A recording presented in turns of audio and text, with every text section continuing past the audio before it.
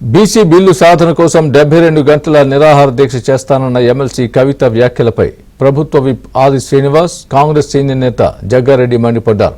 BC reservations కోసం CM Revanth Reddy నాయకత్వంలో ఢిల్లీలో కేంద్రంపై పోరాటం చేస్తామంటే కవిత మాత్రం డ్రామాలకు సిద్ధమైందన్నారు.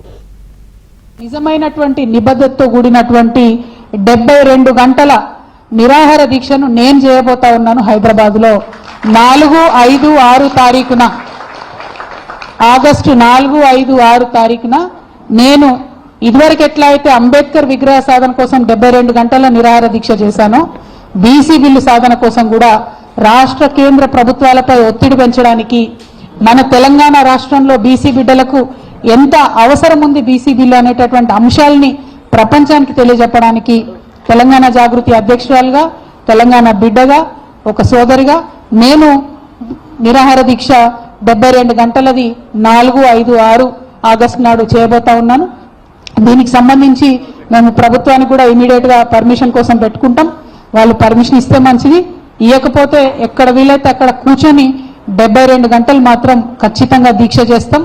నాకున్న కాన్ఫిడెన్స్, నాకున్న విశ్వాసం ఏంటంటే అంబేద్కర్ విగ్రహం సాధించడానికి ఉమ్మడి ఆంధ్రప్రదేశ్లో 72 గంటలు నేను నిరాహార దీక్ష చేసిన. ఆ తర్వాత అనౌన్స్మెంట్ వచ్చింది. కిరణ్ కుమార్ రెడ్డి గారు ఆనాడు ఒత్తిడికి తలొగ్గి అంబేద్కర్ విగ్రహాన్ని అసెంబ్లీలో పెట్టడం జరిగింది. అదే పంతాను, అదే గాంధేయవాదాన్ని, అదే ప్రజాస్వామిక పరిధిలో మేము నిరసన తెలియజేస్తాం, అవసరాన్ని తెలియజేస్తాం. బీసీ బిల్లు ఎందుకు రావాలన్న అవసరాన్ని, మా నిబద్ధతను ప్రపంచానికి చాటుతామని ఈ సందర్భంగా మీ అందరికి కూడా నేను తెలియజేస్తూ, ఢిల్లీలో ఈ ధర్నానా ఈ దీక్షణ చేస్తే ఆ బీసీల కోసం మీరు ప్రయత్నం చేస్తున్నట్టుగా మేము భావించవలసి వస్తుంది. తెలంగాణలో దీక్ష చేయవలసిన అవసరం ఏమొచ్చింది? ఆ దీక్ష చేయవలసిన అవసరం ఇప్పుడున్న పరిస్థితుల్లో ఢిల్లీలో ఉంది బీజేపీ ప్రభుత్వం పైన. ఎందుకు భారతీయ జనతా పార్టీ పైన మీరు గాని మీ తండ్రి గారు కేసీఆర్ గారు మాట్లాడడానికి వెనుకాడుతున్నారు? నరేంద్ర మోడీని చూసి ఎందుకు మీరు వణుకుతున్నారు? దానికి ముందు సమాధానం చెప్పండి.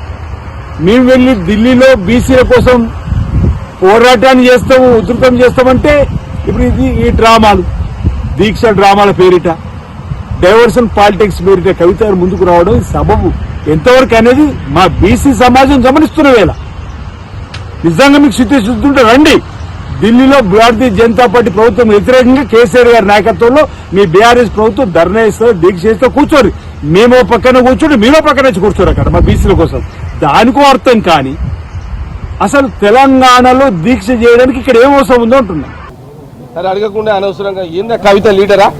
అరే ఏం మాట్లాడతారా మీరు? మీ మీడియా వాళ్ళు కూడా కవిత మీరు లీడరా? అయ్యే దుకాణం బంద్ అయిందని కూతురు కూడా బిడ్డ కూడా బయటకు వెళ్ళిర్రు.